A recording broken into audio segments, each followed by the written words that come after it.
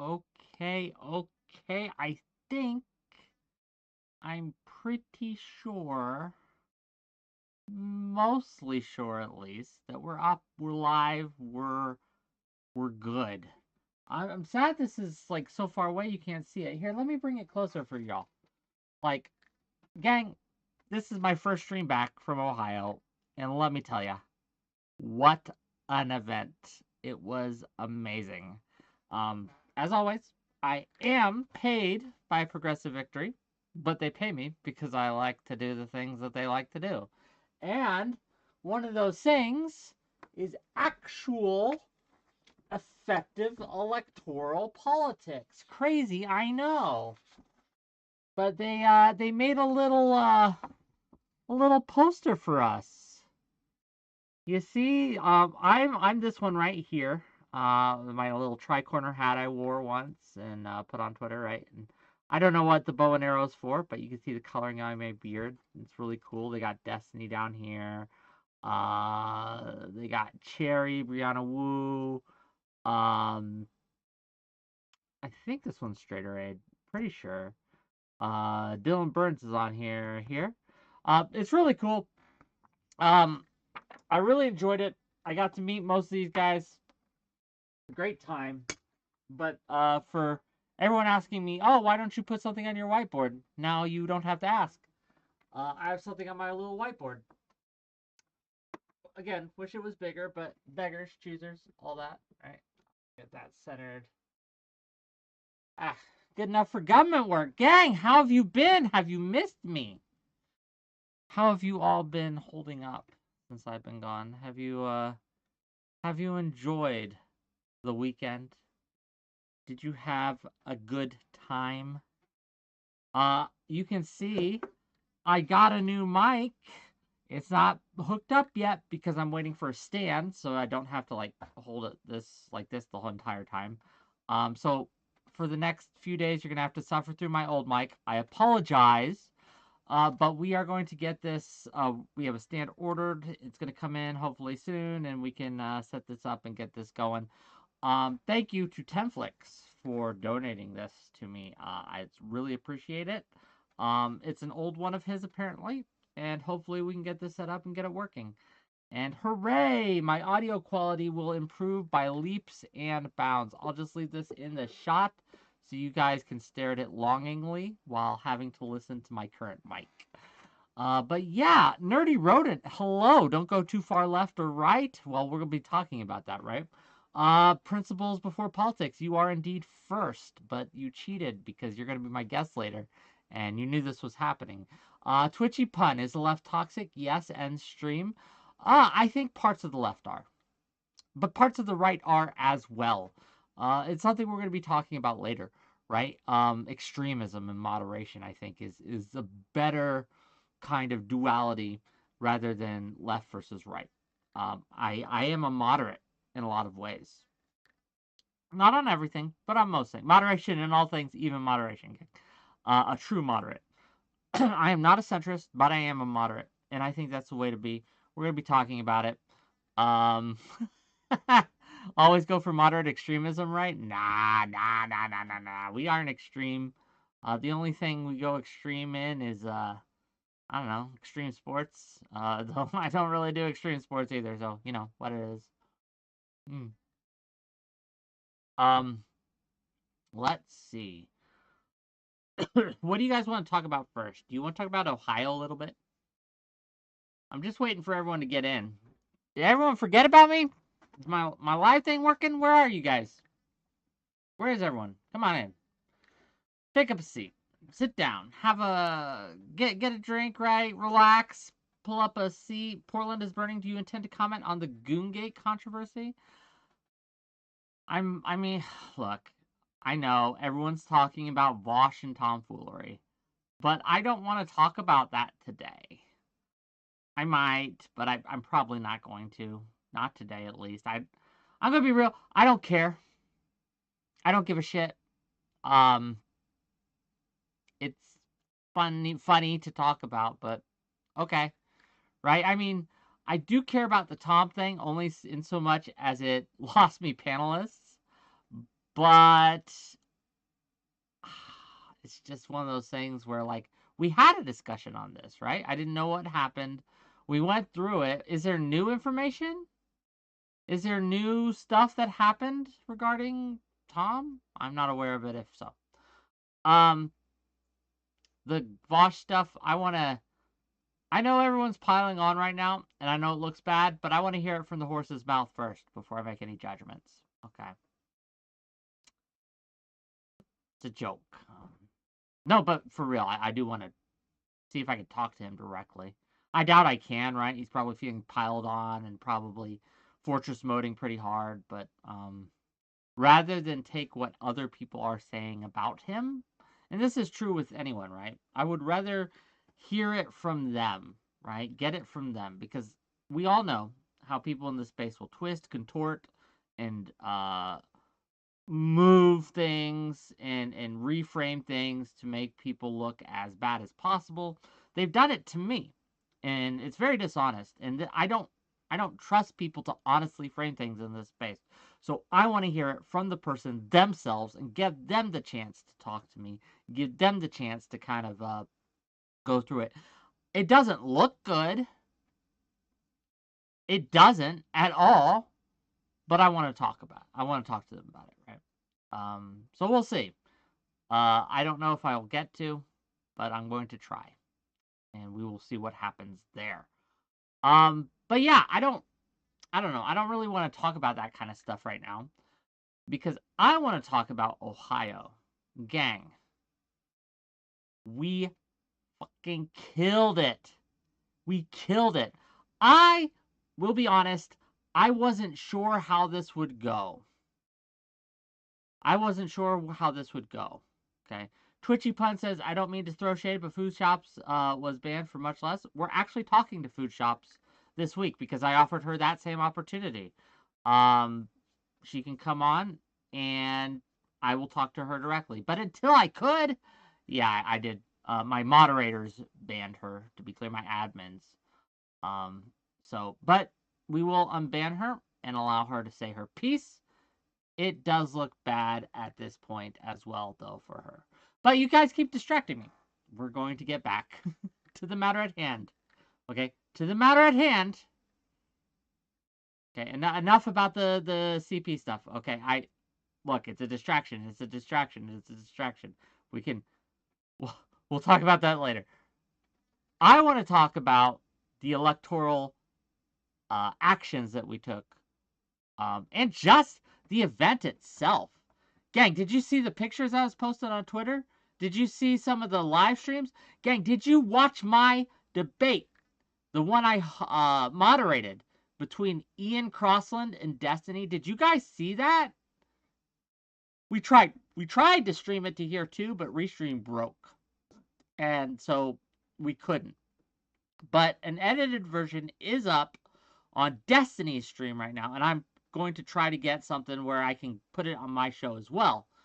But we absolutely, look, gang, I loved that show. I loved that debate. I'm not to toot my own horn, but I think I did a great job, okay? But I'm curious what you have to think, or what you all think about it and what you have to say about it. So please, if you do get a chance, check it out. I was very pleasantly surprised, actually, to get offered that opportunity. I'm not the biggest of the people who went there. In fact, I think out of all the streamers that were part of the group that attended this event, I think I might have been the smallest. Though not the smallest that is with PV, to be clear, but the smallest one who came. I'd have to. I'm honestly not sure what Pixie and Straighter get numbers wise. I don't know. I know Dylan and IRI are bigger than me. I know Lonerbox is bigger than me, and obviously Destiny is as well. So yeah. But so I was very pleasantly surprised that they offered me that opportunity. I was nervous. I had never moderated a live debate before, but I think I did well, and I'm proud to show it off, gang. I think I nailed it. But please watch it, tell me, and if you have a different opinion, that's okay. Because again, this is my first time doing a live in-person debate, and so I just went with it, and hopefully I did well. Wick, can you dress up as a wizard and play Electric Avenue for enough money? Anything is possible. Portland is Burning says, do Pixie and Shredderade even stream themselves? I thought they just kind of went on other people's shows. Well, I've seen Pixie stream before. I don't know about Shredderade, to be honest with you. But I've seen Pixie stream before. I don't know. I don't know how big she is, to be real with you. And gang, can I just say it was super fun hanging out with everyone. I was worried because a lot of times this space gets weird. And there's a lot of big personalities and they can often clash, right? They often there's often this cattiness to things, this fakeness to things. There's a lot of behind the scenes whispering sometimes, things like that. But I'm proud to say this didn't happen this weekend. We were all on mission, we were all on point, we all had shared goals, and we killed it. If any of that happened, I was unaware of it, and people like to talk to me, so I usually am at least somewhat aware of the things that go on and things like that. But yeah, everyone seemed to get along, and we just worked. We worked. And let me tell you what we were able to do, okay? Tiska says, hey, Wick, I finally made it on time. Hi. Micronomics. Hello. Micromonics. Sorry. Apologies. Hello. Welcome to the stream. Yeah, we're just getting started. We are talking about the Ohio event. For those of you who are just getting in, we're talking about the Ohio event first, and then we're going to have Principles Before Politics on, who wants to talk to me about a few things. Very chill stream today. Very relaxed. So, yeah, it's a nice little comeback stream. We've got the big panels coming up later in the week and also next week. So Thursday, a little later than I normally stream, I think 8 o'clock. I'd have to double check, but I'm pretty sure 8 o'clock Eastern, we're going to have Eucharist on and the liberal professor to talk about academia. And then on Friday, I'm going to be talking with Ukrainian Anna about the Ukraine funding bill, about the importance of supporting Ukraine, the situation there on the ground, and possible off-ramps, if any, right? What do things look like there? What do they need, and how can we help? Gang, Ukraine is one of the moral issues of our time. We have to support them. We do. Henry Tubb says, I saw you host Destiny and Ian.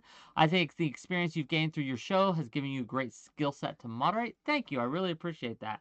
I will confess to being vain and going through the comments on the YouTube on Destiny's side, and it was pretty mixed. There were some really outstanding comments that liked what I had to say, liked how I did things, very flattering. And then there were the, oh, why is Wick doing this? Wick sucks, etc. So, you know, the duality of man thing. You got both sides of the coin there.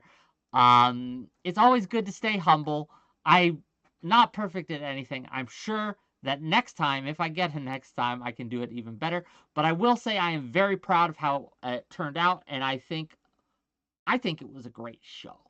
I'm just going to be honest. I think part of the reason it was a great show was because Ian is a super nice guy, super genuine. Destiny's always great content, and gang, I'm fucking good at driving discourse and keeping things going and keeping things interesting. I'm fucking good at it, right? A lot of people are boring as shit, okay? Not gonna lie, right? They want to be too polite in their moderating. They want to be too, like, hands off. Or they go the opposite route and they're just jumping in way more than they should. Gang, I'm not gonna lie to you, okay? I think I do it better than anyone in this space. Yeah, but I do it a lot. It's practice, right? Anyone can get better if they do it as much as me. But I do it the most, and so I think I'm the best at it. Just FYI.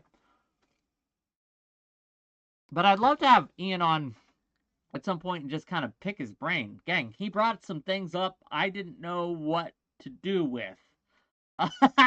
Like when he started talking about the business plot, where am I going to go with that, right? So we had to do a little last minute figuring what the hell that was. Okay. Shockwave says based wick. Welcome, Shockwave. No Cow Mike says Ian seems nice, but man, did he not have much inside beyond surface level ideas? I think no Cow Mike. Let's give Ian credit. He came into the lion's den, so to speak, right? The audience was not favorable to him, and he came in honest. And I would much rather someone be honest and open and forthright and be dumb than be snaky and smart. To be lying and obfuscating what they really think, to keep their mask up in order to hide their true intentions and obfuscate what they're really advocating for and what they really think and what they really believe. Or, like many in this space do, pretend to have knowledge that they don't and expertise that they don't. So, Ian, very normal coded, very nice guy, yeah, he's out there. That's true. I'm not going to deny it. But, damn, it was refreshing. I liked it. Warren Berger says, I was a little surprised. I thought you'd be worse in person. I wasn't sure how I would be in person because I've never moderated a debate in person. So I'm glad at least you think that I wasn't worse at the very least. So I appreciate that. I do. People have been very kind to me, which was a little bit of a whiplash, if you recall. Coming into this thing, there was a lot of quote-unquote scandal around it. Because people were not happy with my amount or lack thereof of disclosure of working with PV. We already litigated that. But, yeah, so I was kind of worried coming in because I was getting all this shit thrown at me. But the whiplash of actually being there and seeing the appreciative, okay, enough preamble. We're just going to talk about what we did. While people are complaining online about bullshit, this is what we did. I got the fact sheet right here. Let's pull it up. This is the amount of volunteers that we got to come. Progressive Victory and Destiny both got 313 volunteers to come to this event from all over the country, internationally, in fact, to help with this. And what did that do? We knocked over 40,000 doors in 48 hours. 40,978 doors to be exact. While people were tweeting about, oh, this is going to look so unprofessional and embarrassing. Ho, ho, ho. Let me drink myself to death. Ho, ho, ho. We were getting shit done. All that shit that people claim they think they support, right, but aren't doing fuck all to support. We were on the ground, getting shit done, boots on the ground activism, actual things that help actual people instead of this bullshit, right? Trying personal drama, drumming up and manufacturing things in order to get clicks and views and bullshit like that. We were getting shit done. Gang, we had over 8,000 conversation and contacts with people where we found out and got data on what they wanted, what they were concerned about politically, both locally and nationally, right? That data is a gold mine of information. Do you guys realize how important and effective this kind of thing is? Right? This is gold for when we are actually doing political strategy and things like that. We want to know this information. We want to know how to reach out and what people care about. Politicians want to know this. I want to know this, right? If we don't know what people actually care about, how are we going to actually help people? Right? How are we going to actually help people? The voice of the unheard, right? The people who aren't on Twitter and screaming and crying all the time, but the people just trying to live their fucking lives, right? Who are going out day after day, working jobs, right? Some they hate, right? They don't have time to deal with drama. They don't have the privilege to be tweeting out all the time about who pissed in their cornflakes, right? They don't have that privilege. They're busy trying to get shit done. They have families. They have friends. They are worried. And we got to find out what they're concerned about. That's the voice of the unheard right now. 𝕾𝖍𝖎𝖙𝖘𝖍𝖔𝖜. Oh, sorry. 𝕾𝖍𝖎𝖙𝖘𝖍𝖔𝖜. My brain's fried, gang. Apologize. Did you find out anything surprising or you can't share? No, I can share. Now, me personally, right? I knocked doors with 𝕻𝖎𝖙. And the number one thing that people cared about, at least for the doors I knocked, was democracy itself, right? And again, this is Cincinnati, right? So it isn't totally surprising, but it was shocking that it wasn't the economy, it wasn't immigration, it wasn't anything like that, but the people were concerned about democracy and about the people who were threatening it in their minds. This is their unprompted answer, right? Again, we didn't say out of these options, choose one. We just asked it open-ended. And most of them gave that answer to us. That was a lot. Like, there were some others, right? We got the economy a couple times. We got some infrastructure things and other things, some local things. But I think people care about it. People care about it, and it surprised me. What else did we get done? Voters registered. We registered 164 new voters in that area. Again, most of the people I talked to were already registered. So it's not a lot, but it's more like 164 votes in one event, right? It's more than you'd think, right? It's more than you'd think. Doors per person, 131 doors knocked per person, okay? So out of the 300 people, over 300 people attended, most of them knocked over 130 doors. It's great. So we also had a live stream going, gang. I don't know if any of you turned into that, but the highest live viewer count for that was 7,886, which is nice. And the total live viewer count over the course of the whole weekend was 179,000 plus. It's great. It's great. We did good work. We did awesome work. We got shit done. And again, instead of little gremlins online trying to gin up drama, Ocho Gringo, who knows damn well where that money went, you're just trying to fucking fuck around, right? We actually got things done. But that's okay. I care about people. You're a little pissing. Go fuck yourself. That's okay, though. Yeah, this is just, I'm very proud of what we did. Again, going into it, very, very, very nervous because I didn't know how it was going to go. Like, it's very hard to organize live events. It's very hard to get things done and put together. It's a difficult thing. It's a difficult process. And I was like, I'm not sure how this is going to go, right? I was nervous. But no. Bang up job. Gang, we got more coming down the pipe here. We got more coming. This is just the start. This is just the first. We got definitely 100%. We're going to have more things like this. 100%. Very effective. I think it exceeded my expectations. And gang, even just from a hanging out perspective, it was super fun meeting people. It was super fun getting to talk to people. It was super fun getting to work with issues and things like that. I really, really did enjoy it. 40K doors in 48 hours is insane. It's a lot. It's a lot.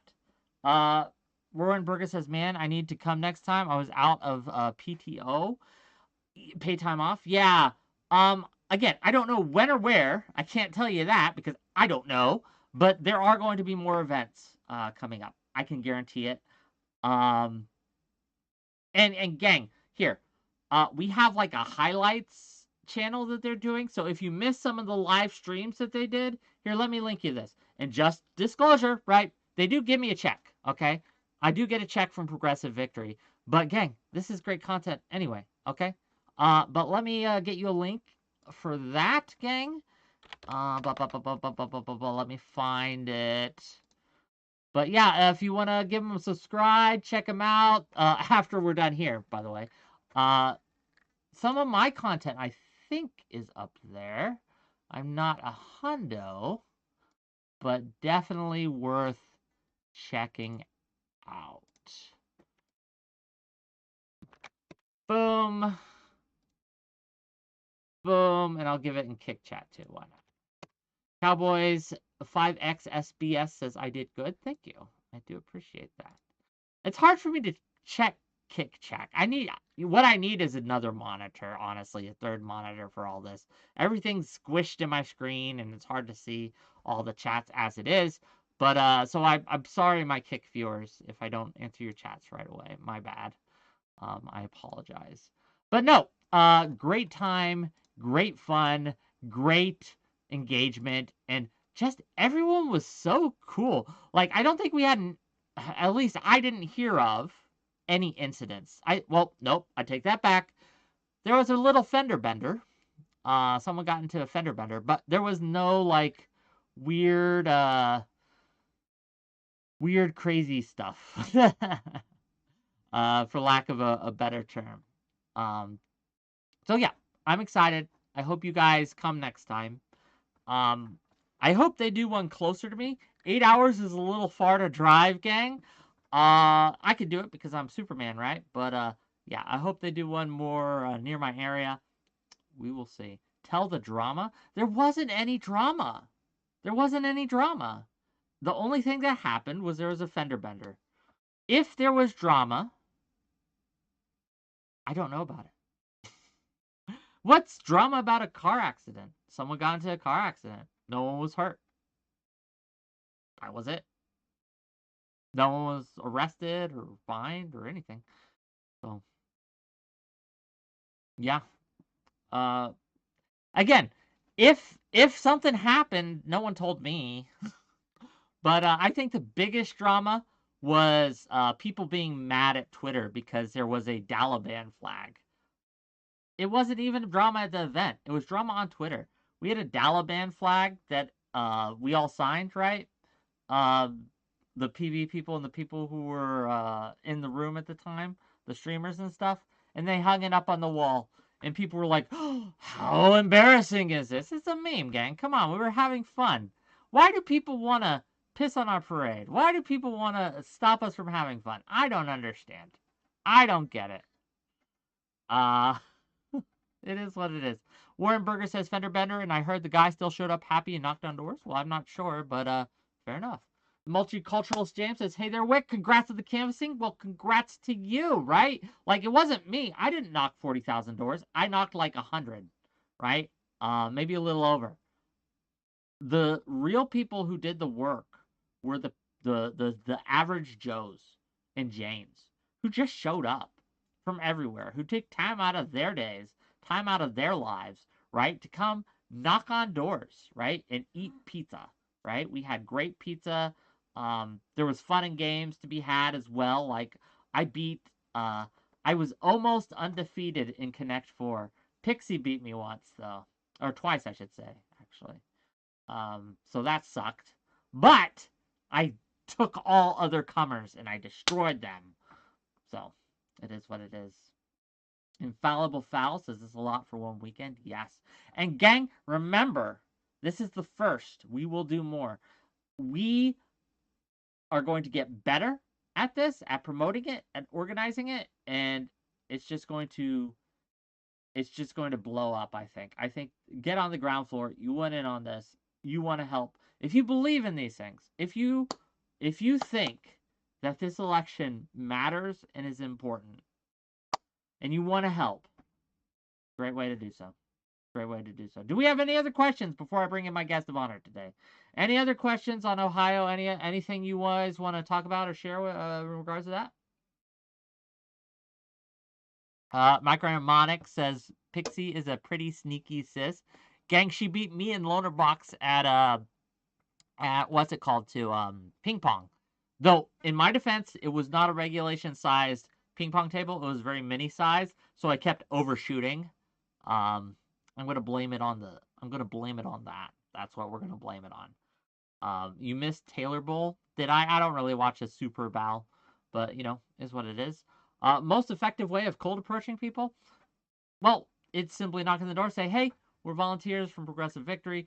We're trying to register people to vote. Are you registered to vote? And then we'd ask things like, what's the most important thing to you this election season? And they'd tell us. Again, most people don't answer their door, but when they did, it was always a pleasant conversation. We didn't get the cops called on us. When I was a missionary back in the day, I'd get the cops called on me all the time. But, you know, is what it is. As an Michael Smith says, as an Ohioan, I'm curious to know what you thought about Ohio generally and the nasty natty in general. The nasty natty? Oh, Cincinnati? Ohio's fine. It's pretty empty. I remember driving to the event, and there was an hour, right, where I didn't see any other cars. None. Okay? I thought I'd slipped into bizarro world. And it wasn't a one-lane highway, mountain road, back road. It was the interstate. But there was no cars in front and no cars in back as far as the eye could see. And I wasn't sure what was going on. I was like, what? But, yeah.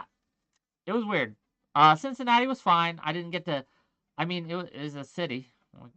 That's what it is. I did go karaokeing. If you were on my Twitter, you saw me retweeted something Tuna Chip posted.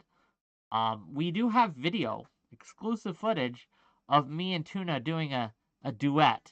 And as soon as he releases that, I'll be sure to let you know. I'm a karaoke fan. Are you still talking to Tom? Gang, did something new happen with Tom that I'm not aware of? Because, I mean, I don't talk to him a lot, but I haven't cut him off.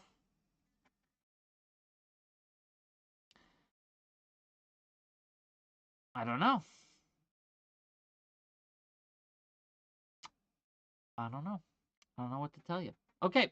Oh, yeah, and me and In Pursuit of Knowledge, we also did a duet on another day, and we did Barbie Girl, okay? He tricked me. He said he needed someone to sing Ken's part. So I came up saying, yeah, I'll sing Ken's part for you. But no, he started singing Ken's part, and I was forced through social pressure to sing Barbie's part. But he's lucky I enjoyed it anyway. So you missed lots of Tom drama. See, and this is the thing, gang. Did I miss it? Not really. I'm totally okay with not having heard it or listened to it. I was doing good shit. I was touching grass. I was getting shit done. And a lot of other people were too. Yeah. Let's bring on our guest, though. I've kept him backstage a lot. And I know he's eager to talk to me about a few things, including outreach. So Principles Before Politics is a great guy. He's been a member of my community for a while now. In full disclosure, he did help me get the TwitchCon. He fronted some money for a hotel room, and I really appreciate him for that. But he reached out to me, and he wants to talk about several things, including whether or not we should do more outreach to the far left, or whether or not that's been a mistake. So we're going to bring him on, we're going to talk to him, and we're going to have a great conversation. And if you guys have questions that you want to super chat, or if you want to give some subs to me, that'd be great. Anything like that, that would be awesome. Support the channel. It helps me continue to do stuff like this and just talk to you guys and have a great conversation. But without further ado, let's bring him on. Hey, you're live. Sorry for the wait.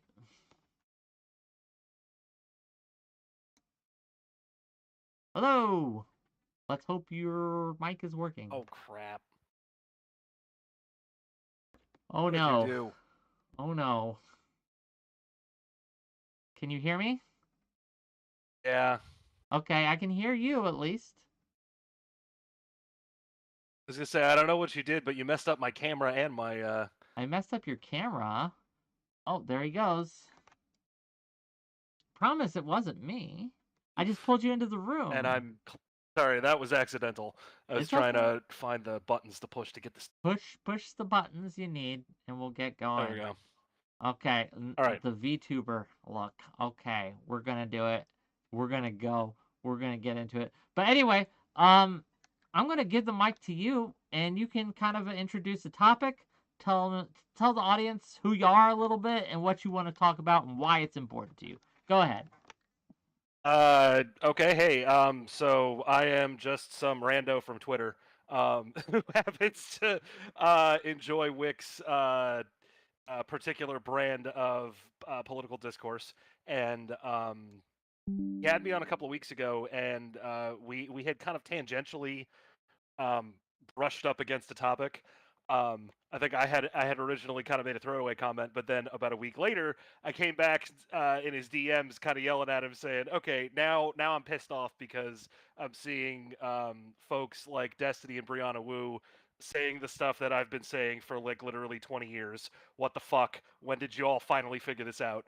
Um, so, as I think Wick sort of introduced a little bit, part of the premise here is that Democrats are not doing themselves any favors by trying to embrace the left side of their party. That when you think about coalition building, um, you're picking who you want to have to work with, and whose standards you're going to have to live up to, and whose actions you sort of um, adopting the responsibility for. And I don't understand on any level, as someone who, in terms of party affiliation, I'm an independent. I've always been an independent. I've never registered with a party. Um, there's a little bit of a story that goes with that because my first time I really registered was in the state of Virginia, where you have to go out of your way to sign up with a party. Otherwise, you just register to vote. So that was how that started, but it meshes well with my politics. So I'm not a particularly huge giant Democrat fan, but I know that on a whole bunch of issues, Wick, you and I probably have a lot of ground in common, and I thought it would be certainly productive to probe these waters in a way where we can, nobody's trying to dunk on one another. That's what we you can think. we can But cut. go on. Oh, come on. But we can come at this with a little bit of maturity, with an understanding of I sit to your right in the same way that Connor does, right? Yes. And you can have a civil conversation with Connor. Um, so bottom line, I think the thing that drives me crazy about this is that um, Democrats have, in my lifetime, done this before. Like, they have succeeded at this, and When you then say this, just can you elaborate a little bit? building a coalition that puts them in a seat of pretty significant power in Washington, Okay. where Republicans are just completely on the back foot.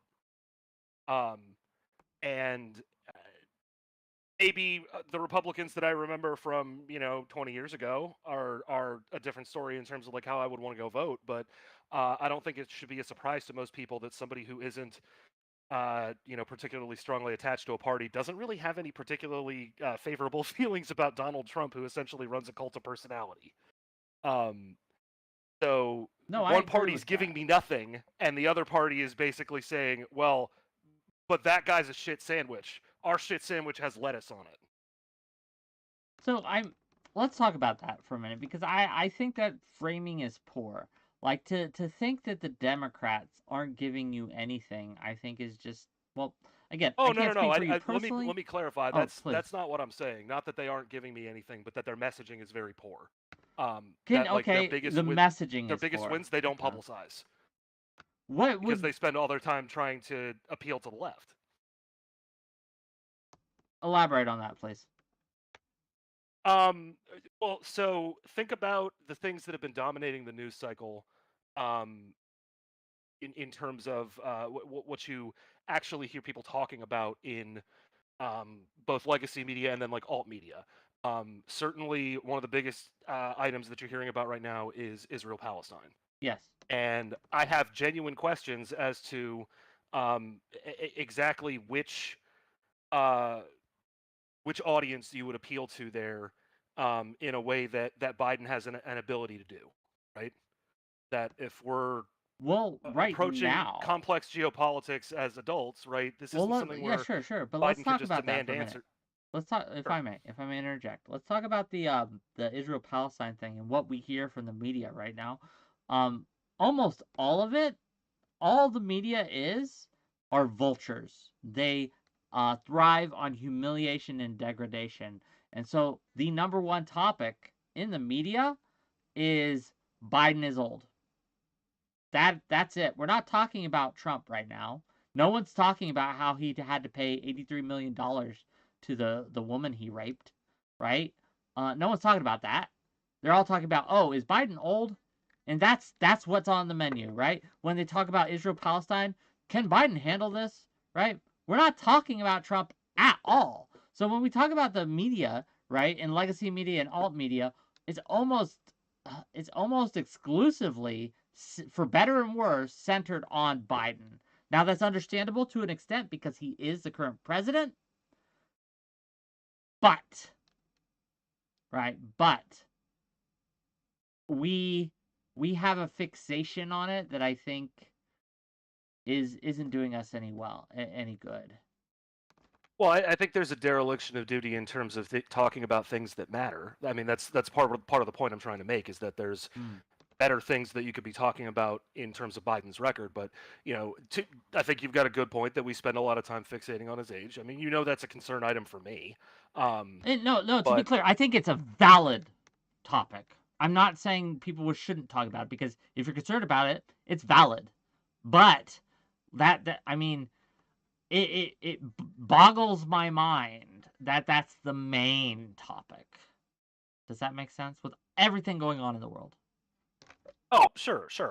But I mean, part of where I wanted to sort of break into this topic in the first place has to do with sort of understanding that we're talking about different groups of people, right? I don't have my my MS Paint in front of me here, but imagine we're drawing Venn diagrams, right? So like when we talk about let's say a Republican, okay, we've got the circle for Republican, but when we've got the circles adjacent to that where it's like, okay, well, here's the Trump Republicans, here's the more establishment Republicans who are willing to hold their nose and vote for Trump because they genuinely think the alternative is like governmentally worse, but Sure. they don't like Trump on any level. And then here's another circle that overlaps where we're talking about people who genuinely dislike Trump, who would never vote for him, but would still call themselves Republicans. And you've got a whole other pie slice that would describe like inconsistent voters, people who only show up, once every 4 elections. Or like voted once and never voted again, stuff like that. So in terms of understanding where something like the media ecosystem plays in, it's only relevant because for a lot of people, this is the only time of the cycle that they actually pay attention to any of it, right? No, I get it. When primary season comes up, I pay attention to the news for a week or two and cast my ballot and then ignore it until November and then pay attention for a week and then tune out. I get your point, right? That I think we can make this a little more concise in saying that the Republicans are not a monolith, and they're a coalition of many different types of voters within the overarching umbrella of Republicans. And I think I just responded to a tweet earlier today by Adam from Adam and Sitch, or Sitch and Adam, as they say. Where I know, yeah. Are well for the audience? Let me yeah, just exactly. get this Sorry, out, right? I didn't mean to. No, it's fine. But basically saying how a lot of leftists will look at conservatives as the devil. They're all evil, just across the board. And I push back against that, right? Because while that may be true for the far left, I think that a lot of moderate progressives and center left people like me absolutely don't think that. And we've paid a price for not going along with that kind of divisive rhetoric, right? I have paid a price for not going along with that because I refuse to call all conservatives stupid, idiot, evil, like morons. I'm excluded from some spaces. I'm excluded from some events. I'm excluded from some circles, right? And we've absolutely paid a price for that. And so when we talk about these things, right, I think that it's important to recognize that Republicans can vote against Trump too. And if we can get them to vote against Trump, I would like to get them to vote against Trump personally. Yeah, exactly. That you can't walk into these types of discussions with an attitude of like, oh, all Republicans are evil, all Republicans are horrible, bigoted istophobes, or that can't be the starting point for the conversation because not only is it reductive, but it's going to turn off a lot of people, right? I think you're talking about paying a price, but I think much larger prices have been paid by the people who, went along with that sort of thing. When that really is probably not particularly descriptive of their actual politics, and I think the best example of that is Hillary Clinton. Give us elaborate on that a little bit. The best example of that is Hillary Clinton. How so? Well, no, I shouldn't say best in terms of like, oh, this is clear cut and super measurable and a giant effect size and all that. Just that it's in recent memory, and I think it's pretty clear to see Democrats shooting themselves in the foot here. Was the gaffe with the basket of deplorables thing, that all sorts of people in the middle of the aisle, people who were genuinely in that all my options suck bucket, heard that and said, she's talking about me. And I realized that Clinton, in the actual statement, she said it was like half of Trump supporters. So, like, she was being more precise than the reaction that you get from the public. But I mean, this is why it's called a gaffe, right? That it didn't come out the way that she really wanted it to sound, and it came across sounding kind of aggressive to a group of voters that was basically fence sitting and having a very difficult time deciding, and then gets a strong push. It's like that meme of, why are you siding with the bad guys after you're the person who pushed them onto the other side? I understand that. So I guess my question, though, in that case, we're talking about the 2016 election, and this is, again, in terms of seeking conciliation, you got to remember that there's going to be some people who were Trump voters who switched to Biden, who are now back in the what the fuck am I supposed to vote for bucket, right? That in 2016, I think you can be a little charitable in that, some people maybe didn't consider this or that warning sign to be as clear as other people did. Hindsight is 2020, right? It's easy to look back in hindsight and say, well, I got all the calls right. no, yeah, obviously, a lot of people like to pretend that, like they like to pretend that they are some kind of savants, right? That were able to successfully predict all the comings and goings of every election. But what it is, it's a trick. They're vague as possible, and then they pretend that they were saying what everyone else was saying the whole time. It's silly. Just to address chat a little bit. So I think there's an interesting question asked by 𝕾𝖍𝖎𝖙𝖘𝍍𝖔𝖜, and I'd like to pose it to you. And Sour Lemon had said similar things, but it is worth consideration because the topic today, to be clear, gang, is, at least as I see it, is who should the Democrats be appealing to, and how, and why. So the question from 𝕾𝖍𝖎𝖙𝖘𝍍𝖔𝖜 is this: who do you think is the bigger untapped group to get to vote for Biden? People on the left who don't regularly vote, or those who are still reluctantly leaning towards Trump? If you ask me, I think that's, first off, I would say good question, but I think it's a little bit of a false dichotomy. That there's people that I wouldn't necessarily say they're reluctantly leaning Trump. There's a group of people who are reluctantly saying, I don't like either of these options, and I'm kind of nauseated at the idea that I'm like voting for elder abuse, but I really don't want Trump either, right?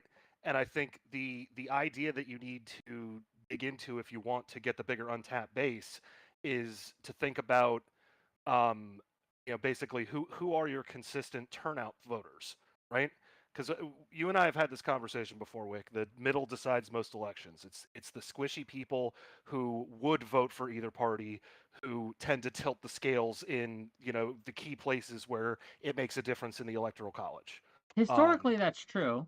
But do you not think with the rise in extremism on both sides, especially with Trump being as divisive a figure as he is, that maybe that's changing with the rise of social media, with the kind of hollowing out of the moderate center? I wonder, and this is a real concern, that that's not true anymore. That they're I'm no not longer convinced the that there's a decisive hollowing factor. of the center. The hollowing of the center occurred in Congress, not in the electorate. The people are still more or less situated where they were during the Bush administration. We've advanced on some issues. Maybe the Obama administration is a better way to put it, but you get what I mean. We make progress. The march of time goes forward, but I'm not convinced that the middle has just evaporated. It's that the middle they're not the ideologues. They don't run around screaming and yelling about this stuff. This is one of the reasons why in the the 68 election, Nixon was able to appeal to the silent majority, right? And this is an election that Nixon won in a landslide where he gave 5 states up to a fucking segregationist party. Like, I get you, but I don't know if we live in that world anymore. Most people are not like this. Most people are not like this crazy segregationist guy. Most people are not like this crazy progressive Democrat. Most people are like me, good old Dick Nixon, right? If he can pull that off, that I think is a pretty strong indicator that there's all sorts of people who just don't get hyper invested in it in a way where they make themselves visible that way.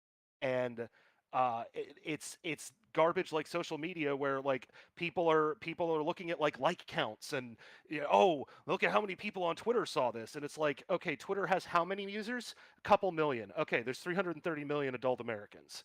I think drops worldwide Twitter has quite a lot of users. It's more than a couple million. I'll worldwide, yeah, check but this. in the US, I'm pretty sure it's. How many people worldwide use Twitter?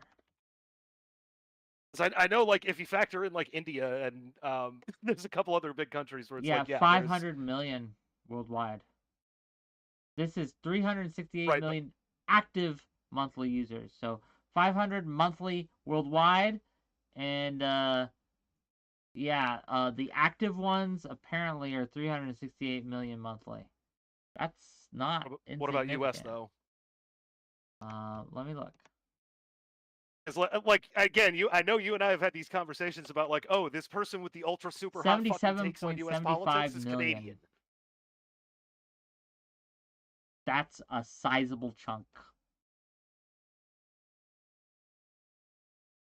More than I expected, but I mean, still, we're talking what, less than third? Less than that's a huge amount, though, right? Like 77.75 million isn't Trump change. Trump change. It's not Trump change. and I would also. Yeah, but how many of those people literally are subscribed to like dog accounts? You know what I mean? Like, just because you're again, on Twitter I don't know that data. Deep into Twitter fall. But you were still exposed to this, and I would argue that a lot, if not all, journalists are on Twitter, and they are influenced by, as well as influence, what is seen on Twitter. It drives the narrative, right? I see reports on mainstream media, Fox News, CNN, MSNBC, all the time, that you can trace the roots of it back to dialogues and discussions had on Twitter. For better or worse. That's absolute. And you can make the same arguments though about like most of these media outlets too, right? Yeah, how many people are actually watching, I don't know, Greg Gutfeld or Rachel Maddow, or like, fill in the blank. I'm not making a commentary on who specifically is tuning into, but most of these outlets have some reach, sure, but they're reaching fundamentally the same audience that they're tapping into Twitter. Like, there's a lot of cross-pollination between. Again, most people don't pay attention to politics like throughout the year. No, you're right on that. But again, it still seeps into our media. It's like the ocean in which we're swimming. We don't always notice it, but it's always influencing us and affecting us. And again, like I said, when I was just knocking on the doors of Normies, they were mentioning things that are mentioned on Twitter, such as the threat to democracy as they saw it, right? That was the number one thing. But when you say Normies, this is one where I'm gonna have to call you on this one a little bit here, Wick. Because I remember I worked with the Sanders campaign back in the day. Not like I was any big shit, but I mean I was doing basically the same thing you were doing. These are targeted houses.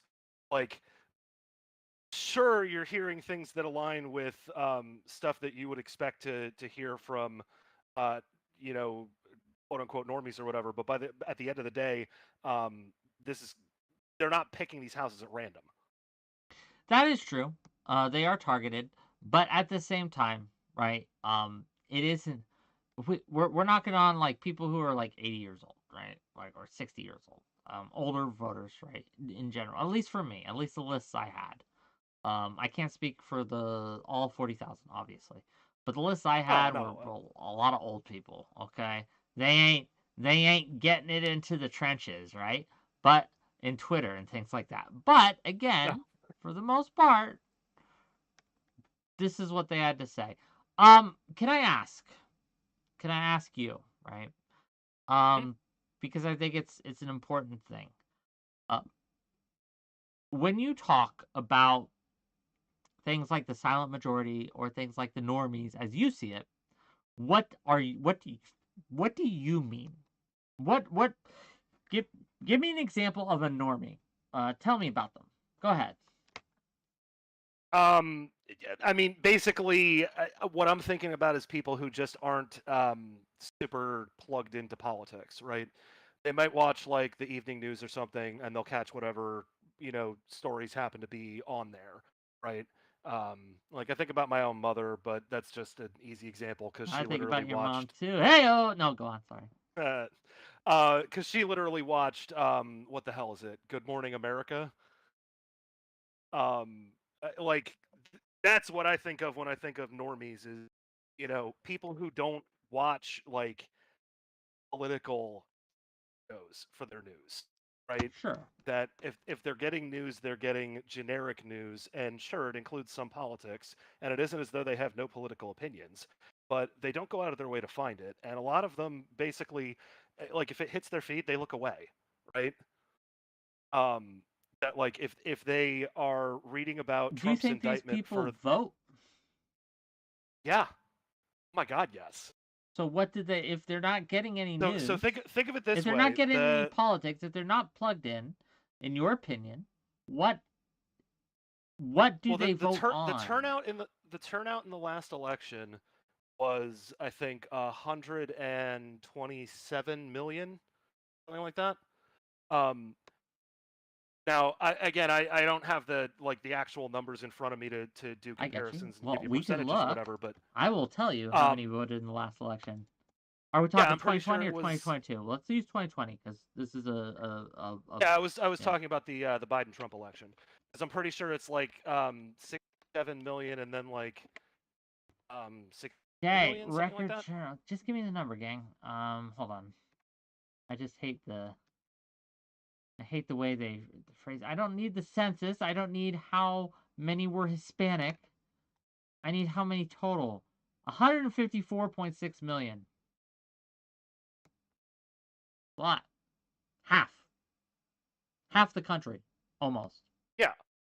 So what I'm getting at is, do you think half of people pay attention to politics on a regular Nope, basis? but I think even more than that are influenced by politics on a regular basis. I absolutely believe that, and I think it can back it up. I'm not saying that they're, again, that the point wasn't that they spend zero of Sure. their mental energy on it, but that we're talking something that they spend vanishingly little of it on an average Tuesday. And Yeah, they're not if here if watching we're talking destiny about, debates about like the border. I get you. I understand right, that. and if we're talking about trying to reach those voters, right, then we should be trying to reach out to them in ways that are going to actually motivate the correct people to show up at the poll. Because, like, I Okay. guess my question back to you, Wick, would be, okay, so I hear you loud and clear that there are people who are concerned about democracy, right? I don't think that that's much of a surprise, because I was in Manassas, Virginia on January 6th. Like, um, I remember the traffic jam that. Um, and I remember sitting in my car listening to the news and hearing about, like I was listening to it real time, hearing Trump's non-response to what was going on, and thinking to myself, "Holy fuck, this is like,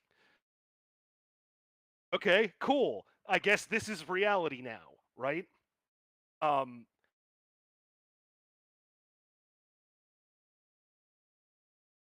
But the point I was making there is I'm not surprised that you hear people are concerned about democracy. But what is what is your sell? Is your sell just vote for Biden instead of Trump? Well, honestly, I think that yes, comparing the two is valid, and we should be doing it, and we should be doing it more. I think that when we highlight the differences, the choice, at least to me, and again, I'm biased. I'm biased. For me, the choice between the two is pretty clear. Like, you can argue that Biden is too old. That's fair. But Trump ain't much younger, and he makes a similar amount of gaffes and a similar amount of mistakes, misstatements. And have you watched some Trump clips of late? So He, you're absolutely right, Wick. But who that isn't convinced right now is convinced by that argument. I'm not sure. See, again, we're talking so much about This Biden. is why I'm saying we're not talking that about Biden Trump. should be. We're not. Well, Biden should be focusing on his victories. The ones that don't necessarily okay. make You're the Team lefties Biden. that happy, You are but... in charge of Biden's campaign right now. Okay. You only have so much resources, so much time, so much energy. Who are you reaching out to? Are you going to try to pacify and so there? I see two groups basically that I would consider. I would consider at least potentially persuadable. I consider them potentially persuadable. There are the people who are very concerned about Biden when it comes to foreign policy. There are people who tend to be more left, right? That are looking at Israel and Gaza and thinking, oh, I really don't like what he's doing there. They're looking at things like the border and it's like, oh, this is way too right wing for me. I think he's appealing too much to the Republicans. He's giving in too much. There are people who, when it's leaked that allegedly Biden had said or had called Trump a sick fuck, they cheer and they say he should actually do this more because we like this. We need someone to say it like it is. Do you think he should appeal to those people, or do you think he should appeal to the people more on the right who are concerned about immigration and too many people coming in who worry that his age has made him unwilling to govern, and who hear things like when he allegedly says in private that Trump is a sick fuck, they wonder, does he think that about me too? Right? Who should Biden be addressing most of his resources to? I think you're basically throwing out a lot of false dichotomies. You're saying, like, is it this or is it this? And I'm No, not but convinced that's not a false dichotomy. We like the biggest lie in politics. It is though, if I because may. the people that I'm telling you to aim for aren't right, and you're More characterizing right. them I'm as saying like... okay, fair enough. If you don't like the word right, the centrists, the moderates, the independents, but the people who are more right than those on the left. That's the only context I'm using the right here. Yes, people who Sure. sit to your right, but who are Yes. nowhere near Yes, fair enough. Fair Republicans. enough. That's a fair correction. But when we say like, so the point is, the biggest lie in politics is that we can walk and chew gum at the same time. In many cases, in terms of the public discourse, yes. In terms of resources and who our outreach goes to and things like that, in many cases, it is a choice where we can't choose all of the above. Not in all, right? Not in all, but a lot of things that would appeal to the far left would turn off the center, and vice versa. Exactly. So you have to make a choice. Right, but part of what I'm getting at is that in some of these cases, like you mentioned foreign policy, and I think that's like it's the biggest landmine to try to say that, oh, we should try to win votes with foreign policy, because foreign policy by its very nature is a multi-actor system. Biden can't just wave a magic wand and get the foreign policy outcomes he wants. He has to work within the network of U.S. allies, U.S. I guess you could call them maybe collaborators. Maybe that's a loaded term, but you know what I mean. Maybe not allies, but folks who will work with us pretty regularly on reasonable terms. And then dealing with the Russias of the world, right? That you're not going to be able to just, like I said, wave a magic wand. I don't know that that is a winning strategy in terms of trying to score new voters to shore up an election on short notice, when it doesn't exert much control over that. It's like saying that he should focus on the economy. Like, okay, it's certainly not. I'm not saying he shouldn't do what every president does and kind of put out some puff pieces about the numbers during his administration, but um, market forces generally have larger influences on this stuff, right? Um, So what are you saying exactly? What, like, you asked me what my ask was. I'm asking you what your ask is. Here, I gave you choices, right? And I know you think it's not maybe as binary as that. Fair enough. But again, who should, regardless of how, and you can explain how if you'd like, who should Biden be uh focusing his energy on more? The he should be center or the left? absolutely the center. Sell me on this. Go ahead. A substantial chunk of the folks that are on the left, that basically we've seen this before with like Jill Stein voters, right? Um, and that's very different than say like Ross Perot voters, where the actual more radical side of the Republican Party broke off from the Bush campaign, and Clinton gets this kind of embarrassing squeaker victory in '92, mostly because Ross Perot destroyed the right wing coalition. But you look at any successful Democratic campaign in recent memory, and in every instance, they are making a play to the center, not to the progressives. When they appeal to the progressives, they lose. You can trace, you can quite literally trace this the whole way back to LBJ. Democrats embracing a further left candidate has universally resulted in Democrats losing, usually in embarrassing landslides. Now, What about in terms of how the electoral college is currently situated, I don't think you're going to see that kind of a landslide outcome. Um, but if basically if you're only winning, the West Coast, New York, Massachusetts, you know what I mean? If those are the only states you're winning, you're probably going to lose. So, in your opinion, why is that? What about appealing to the left is so toxic in your thoughts and things like that? Well, again, I think there's aspects of this where you wind up making unforced errors because you are never challenging the left. I'm not saying that you shouldn't embrace certain things on the left, but you should be looking for the things that Well, what's safe to embrace have in 2024? What would you say is something that Biden should tack left on? Is there any issue, any policy, any thing that voters care about that you think, well, if Biden tacks to the left on this, he'll actually gain votes? Is there any of that? um specifically tacked to the left. Uh, so let me just I wasn't prepped for that specific question. Let me just kind of stream of consciousness this. I'll try not to take too long to work through my thoughts here. Sure, go ahead. Again, foreign policy, I don't think there's really much he And can it's a do on that conversation, without. brother. We're not gonna like castigate you if you're wrong or anything, right? Like foreign policy, I don't know that there's much he can really do. He's stuck dealing with multiple actors from other countries. That's not something where he can just choose to go left and have that not have an adverse impact on things like uh, the way certain allies and interlocutors see us in the world, right? That if you suddenly take a much harder stance than you had previously, without there being like, sure, if there was an election, right, like literally an election and a new president, you could understand the tone changing a little bit.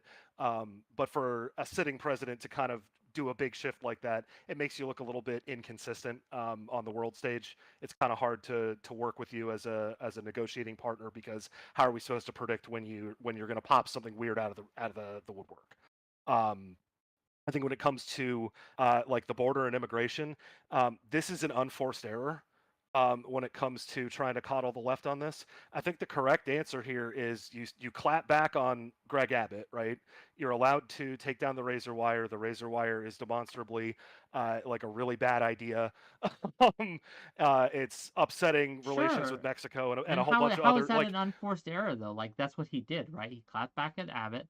He removed the razor wire. Oh, no, no, no. That's good. But what I'm getting at is that the idea that you would chastise him for pushing for a bipartisan immigration deal that includes, some enforcement mechanisms that make Republicans happy. This is a situation where, again, he can be hoovering up these middle voters who. Basically, the ones who are holding their nose for Trump. That But if you he make hold Biden on. more appealing, then you no longer have to hold your nose for Did your candidate. did You you can read say, that "Oh, this bill? guy's not that bad." Did you read that bill that he tried to pass? Right, the immigration bill specifically, the border bill specifically. It was a Republicans and centrist kind of wet dream, right? It had so many border policies, right, and immigration policies that Republicans and centrists have been saying they Yeah, and I wanted don't know that for I've seen anyone on the years. left actually encourage him for having made the overture. This I is something where have. you can I never. thought that was great. Oh well, Uh, okay, well I'm there you go. I'm frustrated that the Republicans decided that they wanted to keep the issue on the table, and so instead of taking literally almost everything they ever wanted from this, they decided to just, nah, we don't really care about it actually, we care more about winning. That's frustrating to me, and I think that Trump should be, or not Trump, but Biden should be hammering that home and kind of really Yes. pushing that in. But unfortunately, we're not talking about that. We're talking about, is Biden too old? Yeah. No. There you go. We're back in agreement with each other here. Um, I think like I said, I think the unforced error that I'm pointing to is people on the left criticizing him for that. There's no reason to open up infighting over something where these tend to be pretty good poll testing issues. Like send these out and you get like 60%, 70%. Like another great example is voter ID. Why on earth die on the hill of voter ID when 4 in 5 Americans support it? Because when it tends to be implemented, when the rubber meets the road and people try to pass voter ID laws, they tend to be very specifically targeted kind of voter ID laws, not just generic ones. 1 in 2 Democrats supports voter ID, Wick. Sure, My I point my support point voter is take ID the easy in dub. principle, but when you go to brass tacks and try to pass these bills, I don't like them at all. Look, again, I'm going to go with Destiny on this one. Like, if we, as part of a package deal, included voter ID and things like making the election day a federal holiday, as well as making it free to get these voter IDs, you don't have to sign up or register or anything. They are sent out by the state to the individuals. Then I think we could get this passed easy, right? And I think that's Yeah, a yeah, I W. agree I think that's a completely. W for us. But we don't, because I don't think, yeah, I just don't think. I think we want to Well, use it as a wedge issue to say, oh, look at the Republicans trying to stop the voters, and Republicans just want to stop some of the voters, right? So it's an issue, right? but I mean, you said it yourself. It's the easy dub, and the thing that I find frustrating is that you're saying, "Oh, sell me on appealing to the center." That's appealing to the center, and it's the easy W. The Like the only problem, people okay, the reason who I'm don't doing like that are this, the furthest left, and it's a sure. really weird hill to die on when you could get an 80% issue. The reason I do, I'm kind of trying to ask you to sell me on this is, and I'm going to use the border policy as an example of this. We gave the centrists and Republicans everything they wanted on a silver platter. Do you think that Biden will get any votes from that? Well, do you think the average centrist or Republican are going to look at that and say, man, Biden tried at least, it didn't get done, but we're going to give him our vote now? I don't think so. So, at least in this instance, and I would suggest that there are many other like it, the reason that the Democrats aren't tacking center is because we don't see any gains when we do. Again, what I'm going to challenge you on is that you can't you can't try to measure this in terms of like individual bills if we're trying to talk about building the coalition. Again, the example I'm going to point you back to is the '96 election for Clinton. Um, because Clinton, I was telling him, a minute ago, he gets this weird little squeaker in '92 that like he only had 43% of the vote. It was not a very pretty win, but he pulls it off. And the following in the midterm, Democrats get their clocks cleaned in both houses of Congress. First time in like 50 years, Democrats have had a minority status in both houses of Congress. Clinton now has to deal with a hostile Republican Congress. He pivots into the center and he runs the '96 election so hard, wire to wire, that the Republican donor base starts reaching out to individual representatives and saying, please stop campaigning with Bob Dole and focus on not losing your seat. So this is if a you problem. take the air away from them, they have nothing to run on. This is a problem. I agree with this in principle, but what happens and what the problem is primaries. Primaries are what drive Joe us. Biden won the Democratic primary in 2020. Yes. You don't think he was But a more centrist buy? yes, but and look at again, I think that he is a more centrist buy, but he has been, for better or worse, a lot of his policies are pretty progressive, right?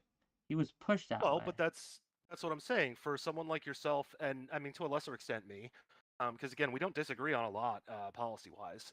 Yeah. But there's places where like I'm more willing to give a concession than you are, but that's part of the reason you build the coalition, because then your negotiating partner on the right is someone like me and not someone like Mitch McConnell. Right? Because you've expanded your tent enough to include someone like me. And there are you should be embracing your Joe Manchins and your Kirsten Cinemas, not driving them into Joe Manchin, dropping yes, the party Cinema, and becoming no. independents. Okay, Cinema, no, but Joe Manchin, I agree with you. I think the only Democrat that could possibly win in his seat is Joe Manchin, right? And I think that, yeah, I think that we should have been a lot kinder to him than we were. Look, okay, I will grant you this. I will grant you this. The way that a lot of people treat moderates is cancerous. It's toxic. I'll agree with you there. There's a lot of ways that we push out other erstwhile allies, right? People who would otherwise be with us with a lot of the policies we want to pass. We purity test them out, though. We call them transphobes. We call them Nazis. We call them fascist enablers. We have all these terms for them. We put up these like weird guardrails and these weird kind of entry tests to get people in here, and it's cutting off support when we desperately need it. I'll agree with you there. But the problem is that there are lots of people who pose as, well, I would vote for Biden if he just did this, that I don't think are honest actors. I think anybody who is coming at it from the perspective of I would want Biden to do this is specifically not being an honest actor. I think the people you're trying to win are, again, they're the people who don't speak up that much. That you have to go to them and sell them with the message. I think student loans is another example that I had mentioned to you in DMs as something I wanted to kind of touch on here. That was, again, a giant unforced error, because Biden and his team had to know how bad that looks when he does that giant push for it. But now he's also set the level of expectation on the left that something like that was feasible or a good idea. Whereas what he's doing currently, I think, is fucking amazing. But he's not talking about it because he set the expectations within his own party so high that when he actually wins, they perceive it as a loss. Look, I am with you on this, right? I am with you on this, that there are a lot of people on the left who want Biden to lose. And they want Biden to lose specifically because they want to be accelerationists. They want the American system to crash down, right? The institutions to crumble, because they think that will lead to them being able to coalesce power around a much more leftist and in their mind, something they could create in their own image. They could rise from the ashes of the rubble and create this new quote unquote utopia. That's what a lot of them think. The more, if I'm being uncharitable, a lot of them just are doing this as power plays for personal gain, right? But if I'm being more charitable, a lot of them really do believe that the current system has to go. So a lot of them want Biden to lose because they think Biden is upholding the status quo, and even the best Democrat is an obstacle towards progress, and they need to be they can't in good conscience vote for that, and they need to just kind of throw firebomb into the system. So I see this all the time where there are very extreme far left actors, and they are leftists, that want Biden to lose. And that is a problem that we have. And I don't know Okay, what to do so about it. let me pose you a question. I'll give you the answer. The answer's simple. So take all the leftists and subdivide, right? Because again, we're talking about Oh being yeah, able to see the leftist is difference. an umbrella term that has many different types in it. So I agree Yeah, with you there. but Much like these Republican. accelerationists that we've identified, right? Those people are not winnable, right? Do we agree on that? No coalition. No coalition that I want to be a part of involves them. Sure, but there are people who listen to them who are. I understand that. But this is part of where we have these conversations about, like, do you push for a left party, or do you push to get the left wins that you want out of a broader coalition? And there's going to be some people who will self-select themselves into the fringe left. But I think if you capture people, because I'm willing to reach much further left than you, Wick, right? Like I'm willing to reach out for What do you mean much further left than I am? Are you sure? well, like I think you probably sit to the right of 𝕵𝖎𝖙, right? Yeah, but I like 𝕵𝖎𝖙, and I reached out to her. Right, I but think, look, hey, you right, guys but want what to I'm know a saying is secret? that that's a tent that I'm happy to sit under, Sure. You guys don't want to know right? a secret? I think I am responsible, me personally, from interacting and talking to 𝕵𝖎𝖙. It's me, gang. You wonder why she's tacking a little bit to the center? It's my influence. Darkwick strikes again. I've converted her, gang. I've won her over, right? I am the shadow behind the curtain, the string puller that has brought her to my side. It's me, gang. It's me. I'm only half moving. But no, Yeah, somebody get us that meme of Dark Brandon but with Wick. do it. Make my eyes all lasers and shit. But no, no, you're right. I think that, and I will say, like, in all seriousness, I was memeing a lot there, but in all seriousness, I think I and others have had influence on 𝕵𝖎𝖙, right? That has made her more towards the center. She's still to the right of me, to be clear. But I think that she is more. You mean your left, right? Sorry, to the left of me. You're correct. Yeah. My bad. To the left of me, I'm clear, right? But yeah, she's absolutely someone I'm happy to work with. I'm happy to call friends. To be clear, I don't work with her currently. She's no longer a part of Progressive Victory. So that's it. And just again, since I have to disclose every 30 minutes or so, yes, I am paid by Progressive Victory. Gang, they cash me a check. But no, this content is not sponsored by them. None of the content I do is, right? So I think it just makes it more confusing. But people will yell at me if I don't do this, so I'm doing it. Anyway. Yeah, so and apologies, 𝕵𝖎𝖙, for the name drop there. I was just trying to think of an example quickly off the top of my head. But that's the point that I'm trying to make, right? When I say that the Democrats, I'm Tiska talking about the says, Democrats. just real quick, Tiska says, yes, Wick, I 100% believe that the Rando stream is responsible for Progressive Victory today. And to be clear, the Rando stream is the first stream I had with Destiny, where I had Professor Sunday and 𝕵𝖎𝖙 and a few others on. And we had a great conversation. And yeah, no, like, unironically, yes. But continue. But basically, just that when I say that Democrats should be embracing the center, Democrats already represent the left, right? The Democratic Party is where you and Brianna Wu both self-selected to. I don't self-select to the Democratic Party, and I think you're better served by Well, reaching out no, for a that's voter not like. true. That's not true. There are things that the Democratic Party could do that would make them lose my vote. 100%. Well, There are absolutely, but positions that they could take. There are things that they could do where I would no longer consider myself a Democrat. I don't swallow that label, right? I am a Democrat sure, because sure. they But I mean, think represent of my something values. that If you they could. cease to do so, I cease to be, right? What is something that they might reverse course on or change position on that would cause you Sure. to abandon them? That's actually realistic. That could happen. Um, Because so, I mean, you could say like, yes. oh, they abandoned gay Yes. marriage, but like that's never going to If happen. they abandon Ukraine, I would consider dropping them. If they unmask, and there are some Democrats in the House who voted against the Ukrainian funding bill. That's true, right? It is a concern I have, right?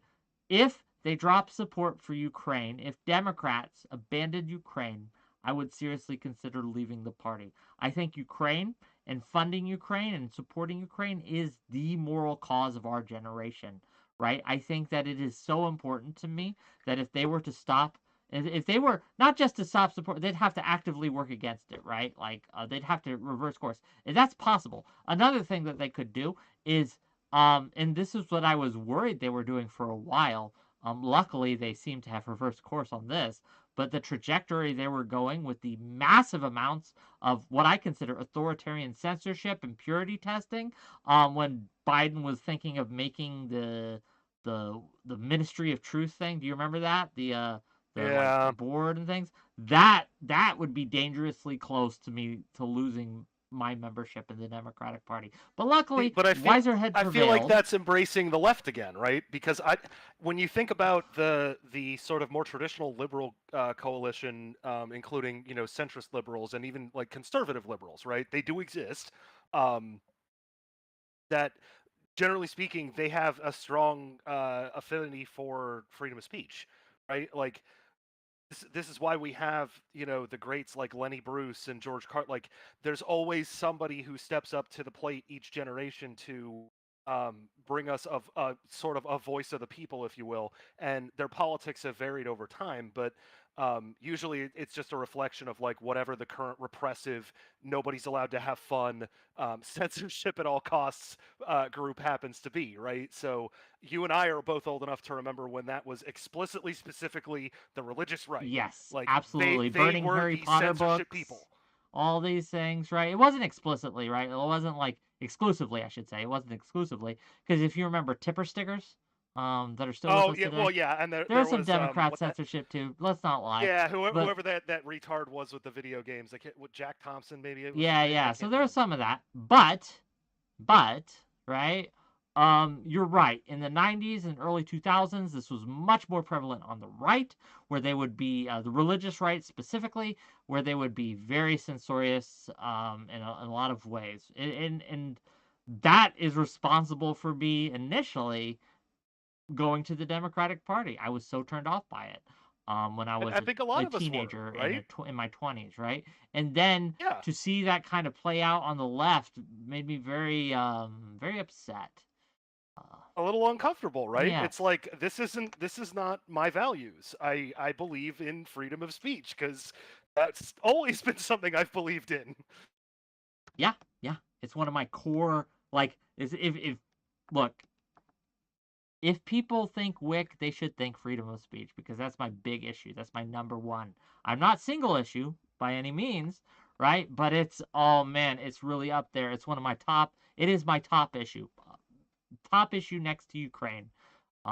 So I think they're tied actually. Well, no, freedom of speech is higher because it's more general principle. Ukraine's very specific in nature, and it's a very current thing in nature. Whereas freedom of speech is I think a timeless issue that's going to be with us and something we're going to have to fight for forever. Whereas hopefully, eventually, we we win in Ukraine or Ukraine is settled in a satisfactory way.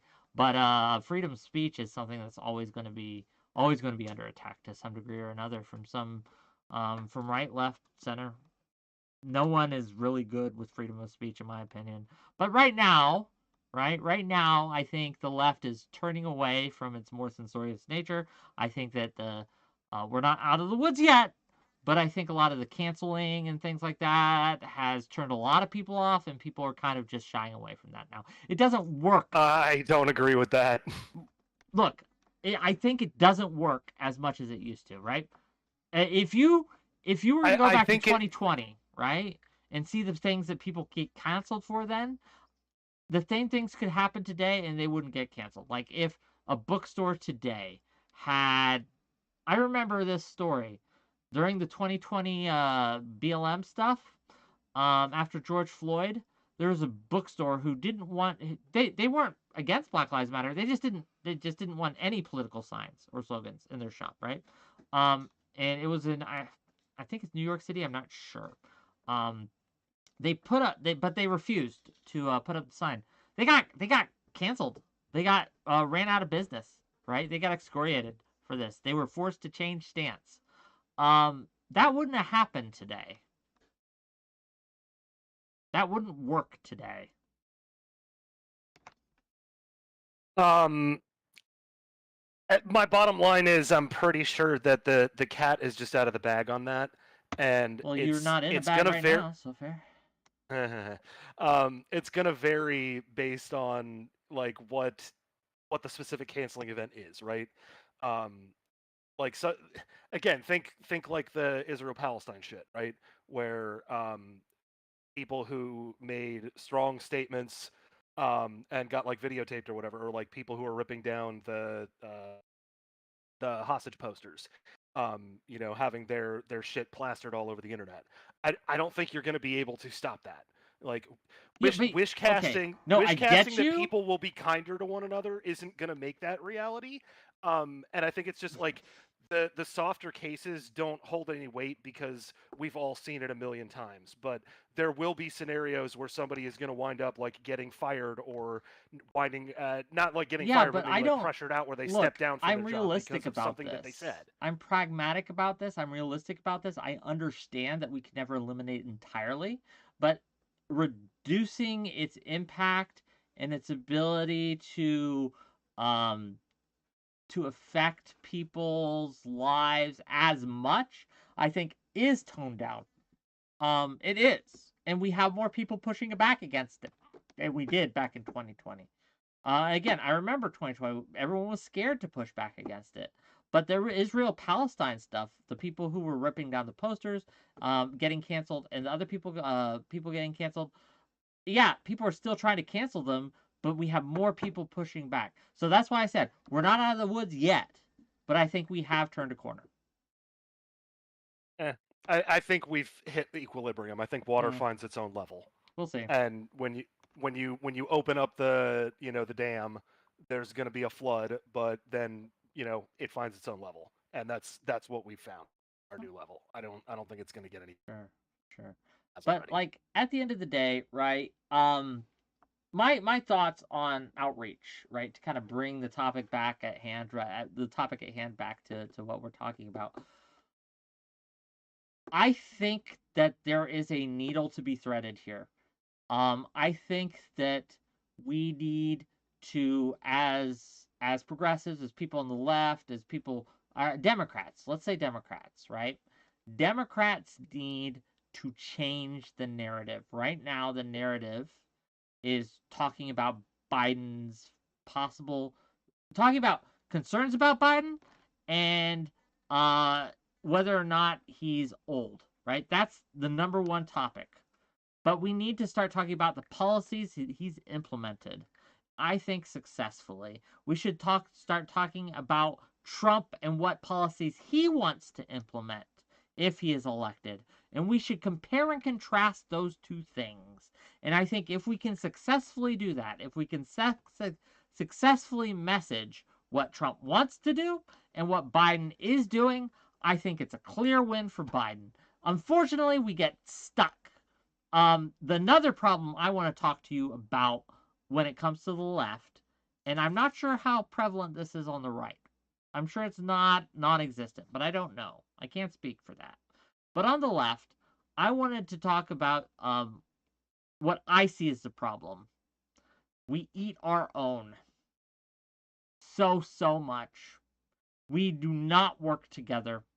The Ohio event was an exception, and I hope that can be the norm going forward, that the Ohio event is something where we put aside differences, we band together, we do what needs to be doing. But even during that event, we had leftists, quote unquote, coming after the people working on the ground to get this electoral shit done and castigating the people who were actually at the event working towards getting Biden reelected, right? And helping that happen, and helping other progressive causes happen, right?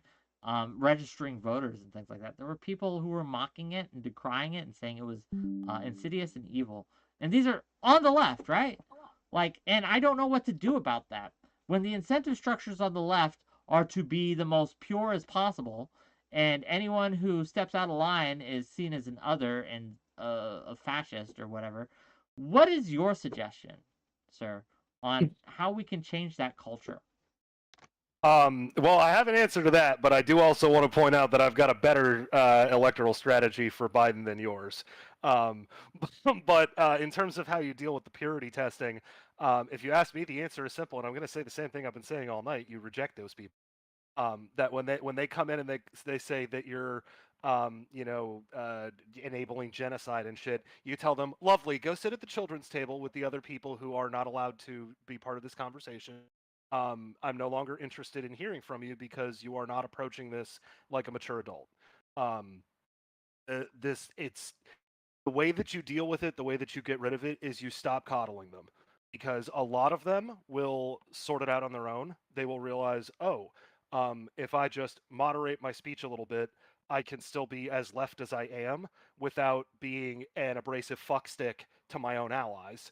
And again, the ones that can't moderate that out of themselves, they are those ones that I'm telling you are unwinnable. That there's no point in going after them because there is no degree of purity you will ever hit, where you will ever be able to retain them as reliable voters. There will always be some other immediate demand, and if you don't snap to attention, they're going to start riling up again. You see, and I'm being told, and fair enough, Portland is Burning is saying it's not just a left problem. This happened with the right too, with rhinos, right, as an acronym, a Republican name only. That kind of happened with the MAGA crowd and things like that. And fair point. But well, then the question Party becomes, before them, we've seen it on the right before multiple times. Sure, but then the question becomes, right? And because you're saying, because your whole theme here is that the center is holding strong, it's still the majority, it's still the thing that's, who hosted me just now? Hold on, it's on Kick. Let me look. I want to shout you out, brother.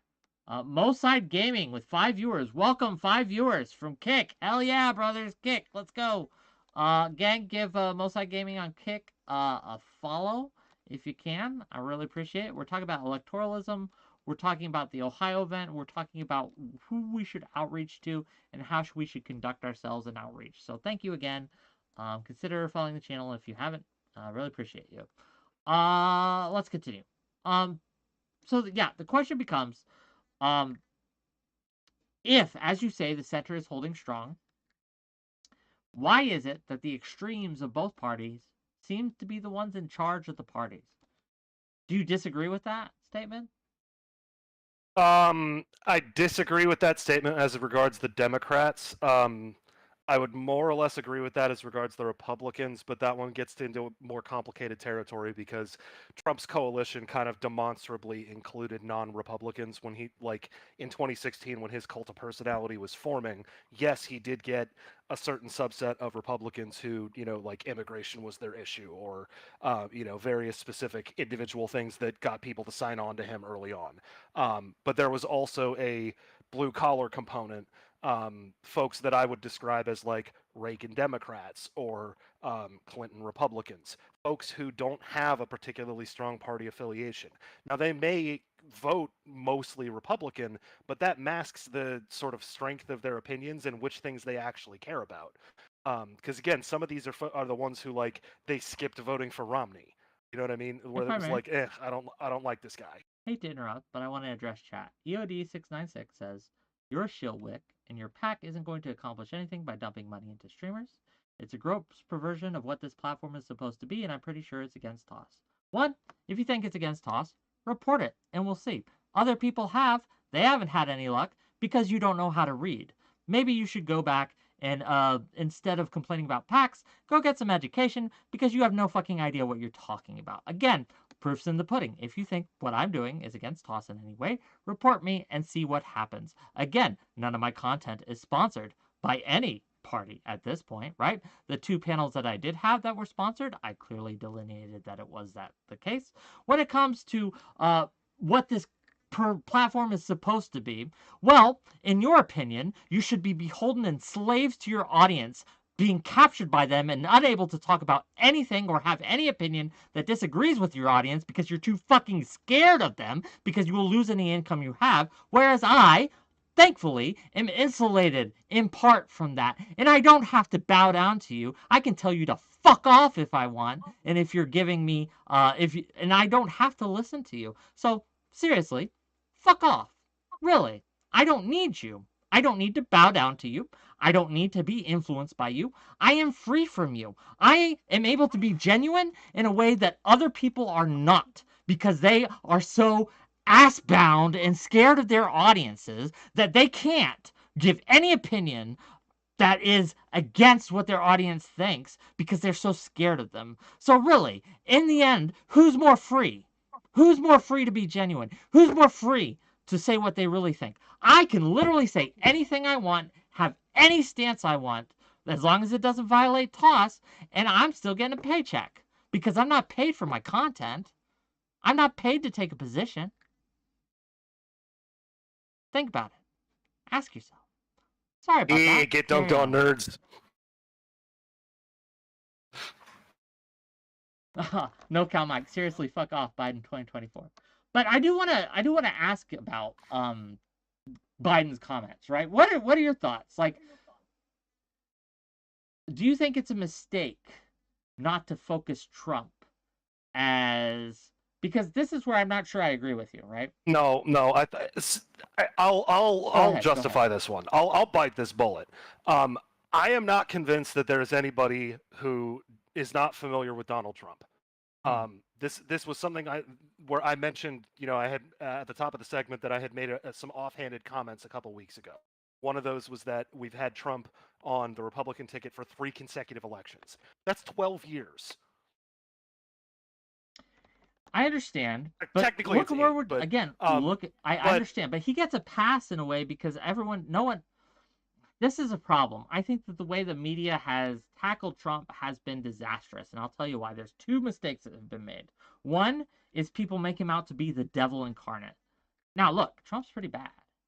But when you are hyperbolized, like a lot of the media has done, I think that makes them take less seriously. And so, unfortunately, that has inured him from criticism because people are able to say, oh, that's just Trump derangement syndrome. And there's enough evidence that in some corners of the internet, that's true, right? But at the same time, if the house is on fire, you need to say that the house is on fire, right? You need to. You have to. Otherwise, you're being dishonest and disingenuous. And when it comes to Trump and what he wants to do, the house is on fire, gang, right? The house is on fire. Like, what he wants to do is destructive. It's un-American. It absolutely is. And we do ourselves no favors. But I think that case has been made. I think that case has been made, though, and you're the one who was saying you can't. You're the one who was saying that in terms of like how much time and attention you can get focused on a given issue, right? I love this term "walk and chew gum" because when it comes to actual like legislation, all kinds of shit is happening behind the scenes on this or that issue that just it's not in the media. It just doesn't get the airtime. So it isn't as though the Congress can't walk and chew gum. It's just that the stuff that we focus on and have national conversations about tends to come one issue at a time. And I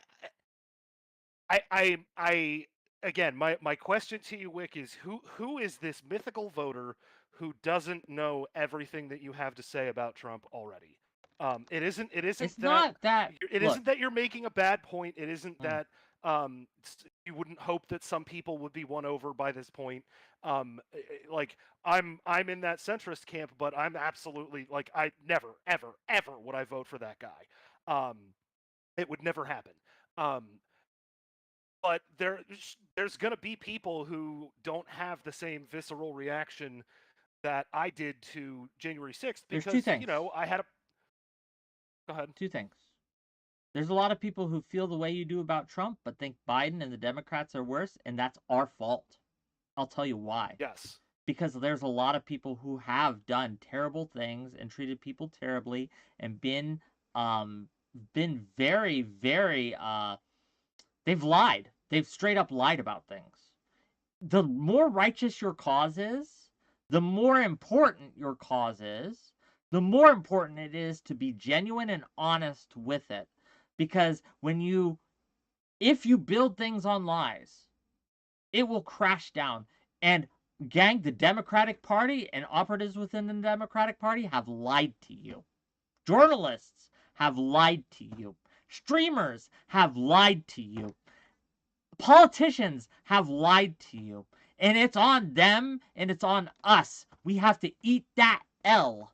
But the way to correct that is to, over time, and I hope to God we have enough between now and the election, to stop lying about things, to stop being hyperbolic, to stop just screaming bloody murder anytime someone makes a comment and taking it out of context. We have to be fastidious in how accurate we are. We have to be fastidious in how courteous we are. We have to play better than the other side. We have to be better than the other side. One of the things that I fight back against, and I know you're with me on this,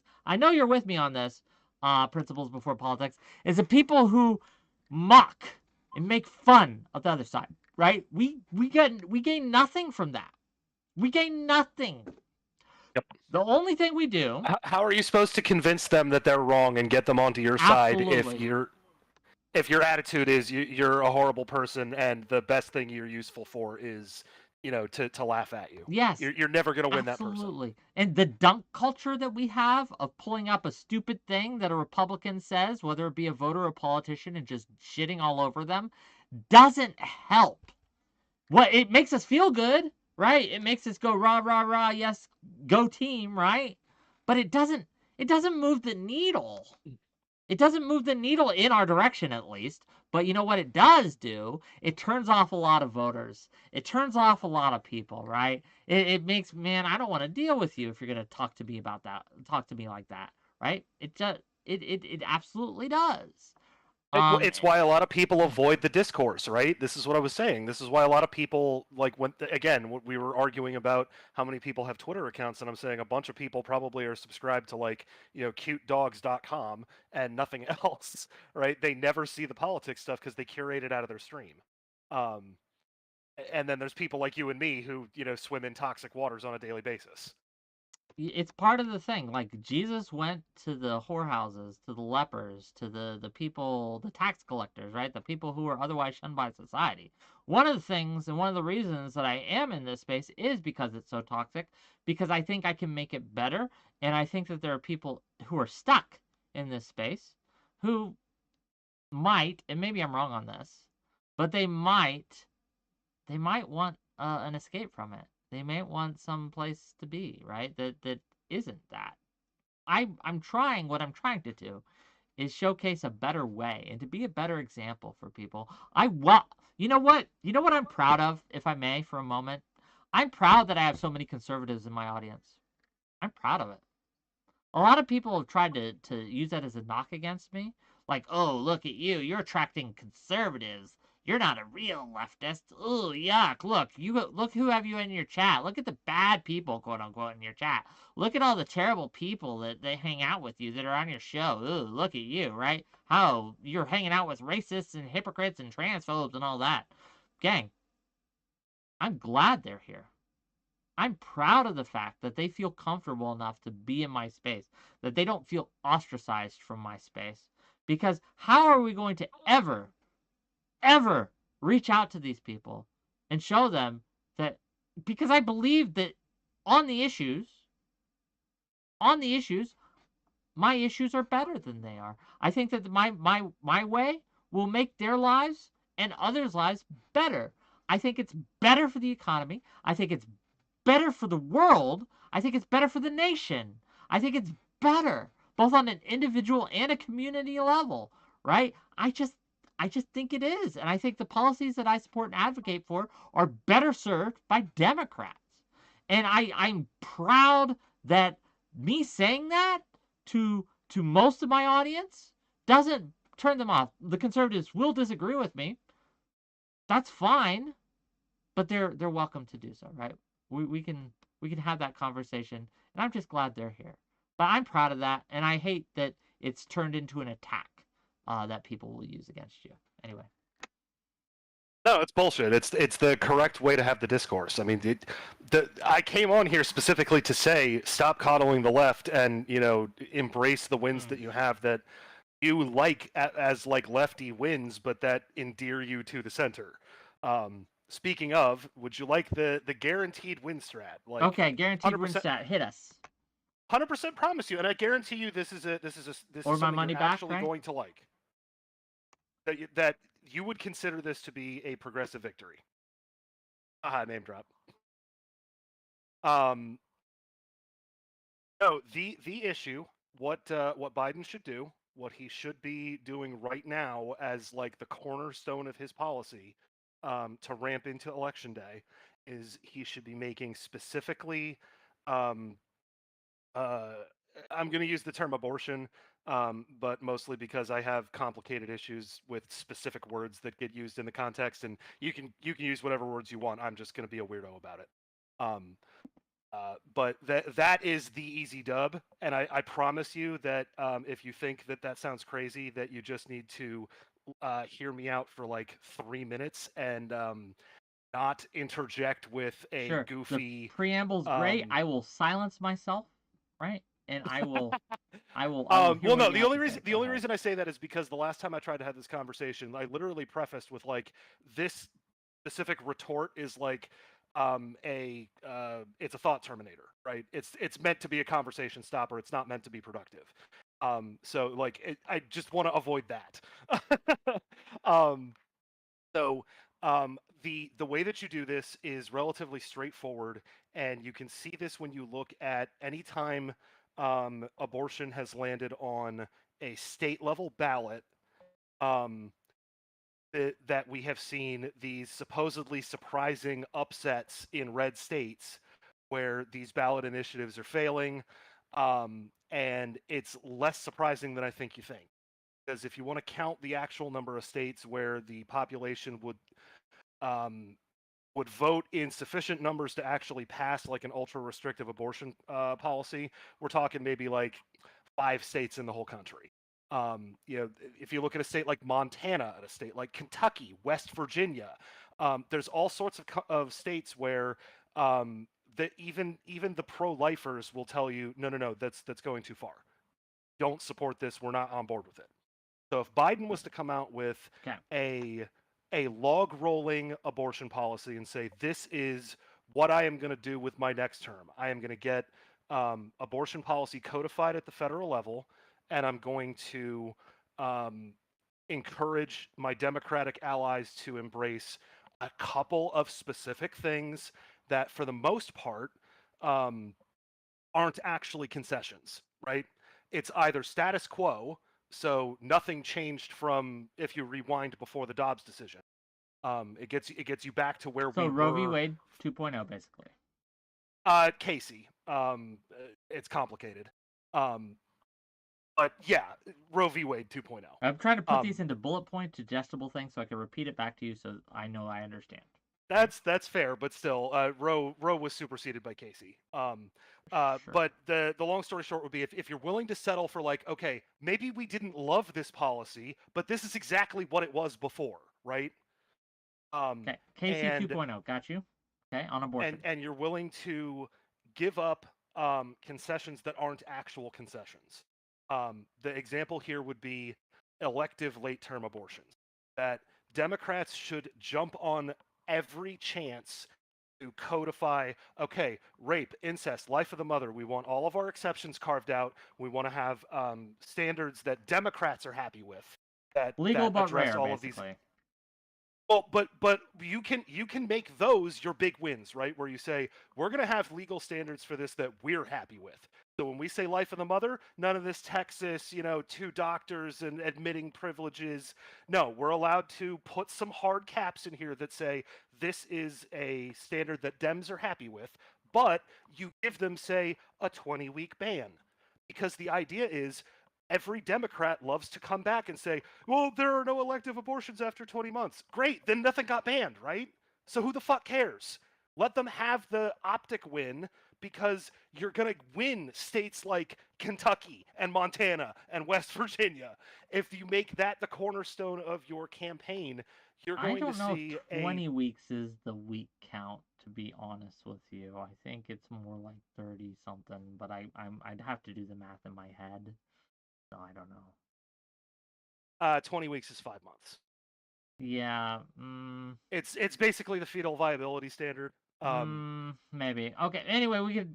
I get what you're saying. I get but again, my point isn't yeah, the specific stuff. It's that you can give, like, make it 24 weeks, right? Like, you can give a concession that fundamentally doesn't give up anything, and it's going to win over those middle and moderate voters who are squeamish about the idea of an elective abortion at 8 months, but we're all in agreement that that doesn't actually happen. So just say it's illegal and move on.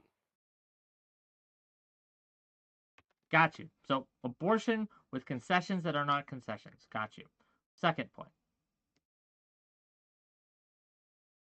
That if you run that as Biden's cornerstone, and you're going to see a pretty strong turnout, where I think you would be flipping all kinds of these voters that right now are kind of on the fence. Maybe they vote for Trump, but you give them something aspirational, something that they want, something that they can go vote for to say, this is a thing that I would like to see accomplished. You're going to start driving turnout in a better way. And as long as you don't marry that concept to the most left position you could possibly adopt, you're going to be able to, again, take the air out of the room. Because then what's the Republican alternative to that? They either need to have their own reasonable option that they're going to put up in response to yours to try to compete with you for that middle ground, or they're going to have something that's so ridiculously wild that they're only going to get like 22% of the vote. I think this works with abortion voters, but I don't know if it sways any abortion. Like, I don't know if there's any, like, people who have strong feelings and abortion is their number one issue tend to be pretty extreme in their positions, in my opinion, right? If this is what they're voting on, they tend to be very, very pro-life or very, very pro-choice. There's very little middle ground in that. Now, again,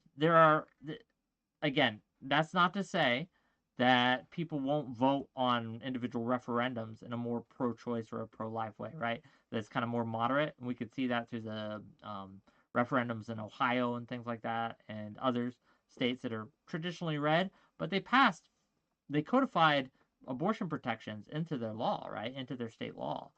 And I think that's indicative that most people aren't extreme in their stances on this, right? Yeah, exactly. That's what I'm getting at, though. That what I'm saying is that Biden using that as a cornerstone isn't going to win votes because people will like it, but their other issues are more important to them, like the ones in the center. No, I disagree with that for a very specific reason. Why? Because Dobbs happened during Biden's administration. This is the first presidential election since Dobbs.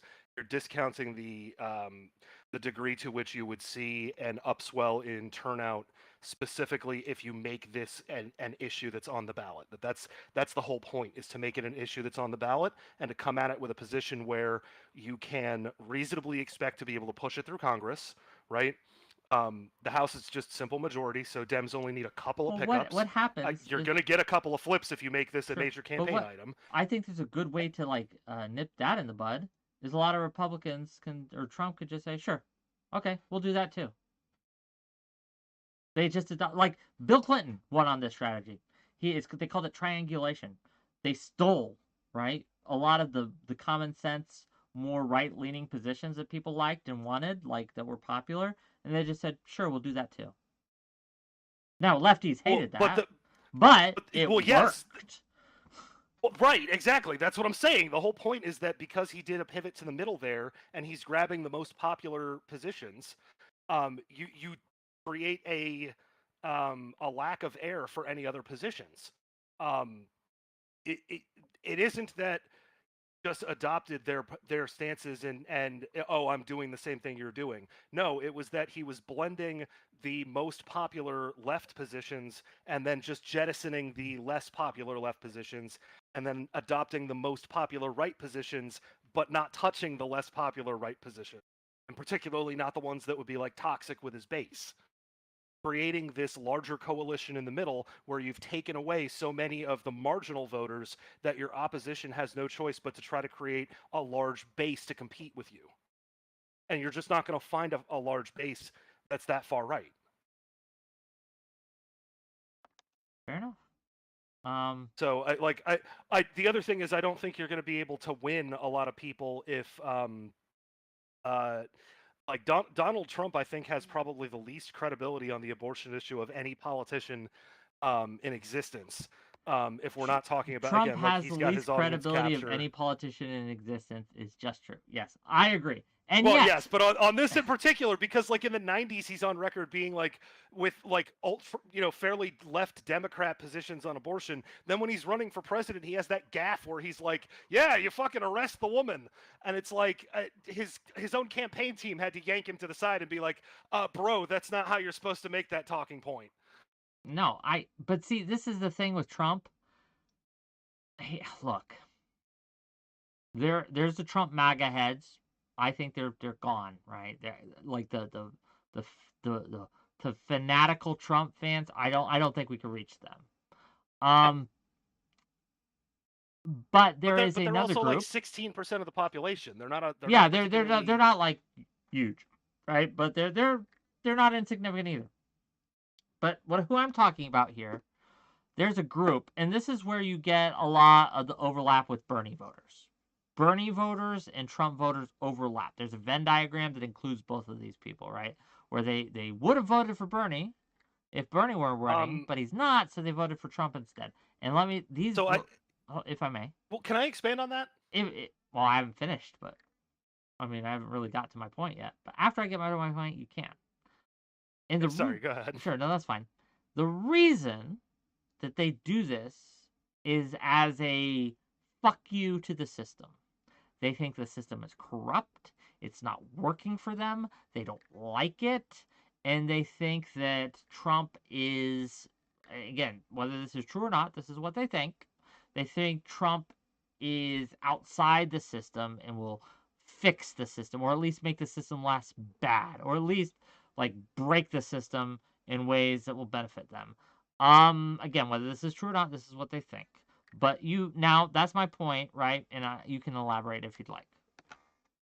Well, just that when we're talking about the Venn diagram of Bernie voters, I think the reason that you see an overlap between Bernie and Trump voters is because there is a very large circle that overlaps both of their camps that is descriptive of people who felt disenfranchised, who basically felt like they didn't have options within the system.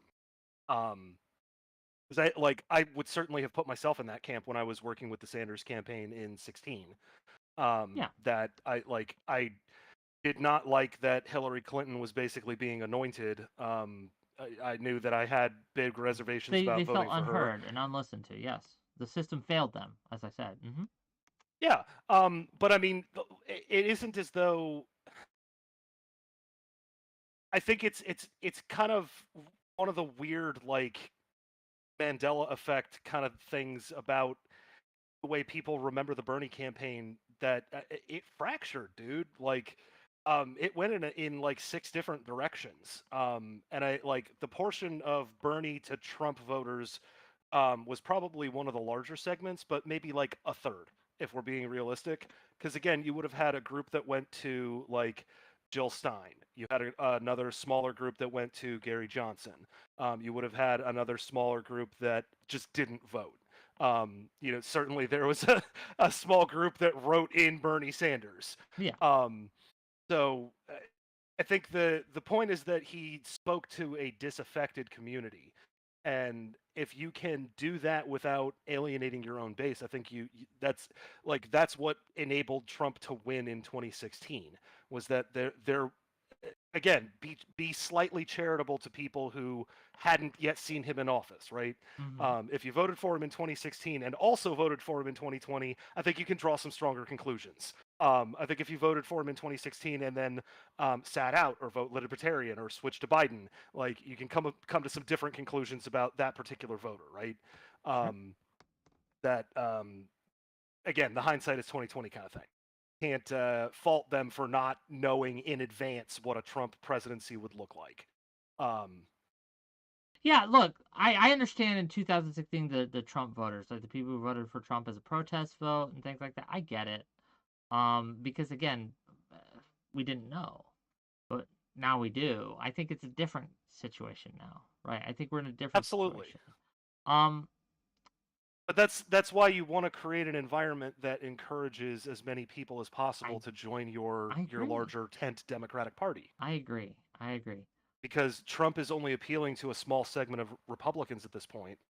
Yes, but I know that the left is toxic, right? Or the Democrats are toxic. Not just the left, but the Democrats as a whole, to a certain segment, have become toxic, and repel people who would otherwise vote for them. Can I ask you, and because we are running out of time, and gang, if you enjoy the stream, if you like what I have to say, hit that like button, hit that subscribe button if you're watching this on YouTube. If you're watching this on Twitch or Kick, hit that follow button. And gang, come on, consider supporting me financially. I could use your money. I'm a broke boy, okay?